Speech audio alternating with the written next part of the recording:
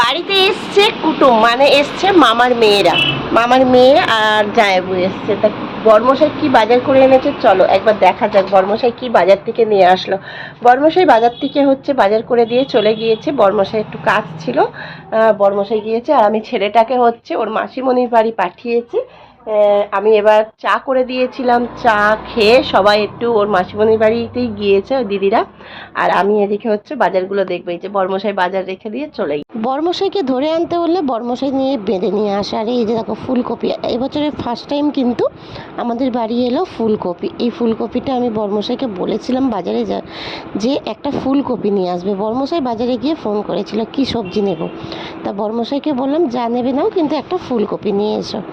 আর বর্মশাই নিয়ে এসেছে ভেন্ডি এনেছে, উচ্ছে এনেছে, টমেটো এনেছে, ফুলকপি এনেছে, বেগুন এনেছে, পেঁয়াজ এনেছে, আদা রসুন এনেছে, অনেকটাই বাজার করে নিয়ে এসছে।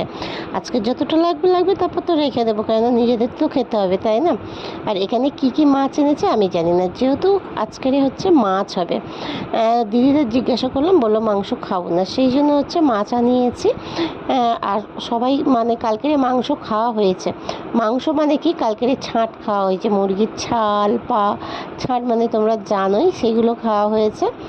আর এই যে আমার রান্নার জন্য আমি কিন্তু প্রস্তুতি নিচ্ছি, কিন্তু রান্নার জন্য প্রস্তুতিটা নেওয়ার আগে আমি কিন্তু সোনাইকে একটু খাওয়াতে হবে, তারই জন্য একটু তাড়াহুড়ো করছি। আর সকালবেলা চা করে দিয়েছিলাম, সবাই খেয়েছিল, এখন ভাবছি একটু টিফিন করে দেবো। কিন্তু জামাইবাবু বলছে টিফিন করতে হবে না, মানে বোনের বাড়ি গিয়েছিল, ওখানেই জামাইবাবু মুড়ি খেয়েছে, বললো আর টিফিন করার কিছু দরকার নেই। সেই জন্য আমি এই যে মাছ নিয়ে বসে গেলাম, কেন মাছগুলো ধুতে হবে, কাটতে হবে, এগুলো তো জোগাড় করতে হবে না। অনেকটাই এমনিতে বেলা হয়ে গিয়েছে, প্রায় বাজে 11টা বাজে, জানো তো। তাই এখানে এই যে বর্মশাই এনেছে রুই মাছটা বেশ সুন্দর ছিল, আমার তো বেশ পছন্দ হয়েছে। আর মাছ যদি একটু অন্যরকম হয় না, একদমই ভালো লাগে না। রুই মাছটা বেশ দারুণ, যাইও বলে রুই মাছটা খুব সুন্দর, তা সত্যি খুব সুন্দর। আর এদিকে লোটে মাছ এনেছে, কালকের একটু লোটে মাছ রান্না করেছিলাম, জামাইবাবুর খুব পছন্দ হয়েছিল, কিন্তু কালকের বাজারে লোটে মাছ পাইনি, সেই জন্য ফ্রিজে অল্প একটু ছিল, সেটাই রান্না করেছিলাম।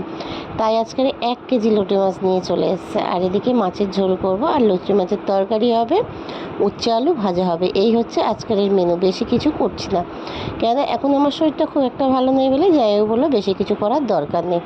আর এই যে রান্না করতে করতে চলে এসছে আমার পার্সেল। এই এতে কী আছে চলো তোমাদের আনবক্সিং করাই, তারপরে তোমরা দেখবে, বুঝতে পারবে যে আমি কি অর্ডার করেছিলাম।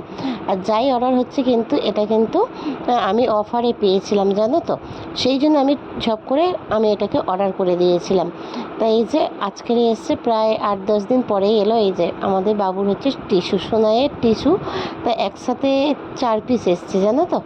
এই যে এই কোম্পানির টিস্যুটা, এর আগে কিন্তু হিমালয়ার টিস্যুটা ব্যবহার করা হয়েছে, তো হিমালয়ের টিস্যুটা আমি ঠিকঠাক মতো পাচ্ছিলাম না, সেই জন্য আমি এই টিস্যুটা কোম্পানির ব্যবহার করলাম, কেননা ওটা অনেকটা দাম। হিমালয়ের টিস্যুটা একটা প্যাকেটের দামই 300 টাকা পড়ে যাচ্ছে, জানো তো। আর গরিবের ঘরে এত টাকা টিস্যু কেনা সম্ভব নয়, তাই একটু এটা অফারে পেলাম, একসাথে একটু বেশি করেই নিয়ে নিলাম। আর এই যে সবাইকে খেতে দিয়েছি দুপুরের খাওয়া, এই যে জায়গাটা কম বলে এরকমভাবেই বসেছে সবাই খেতে। এই যে দেখো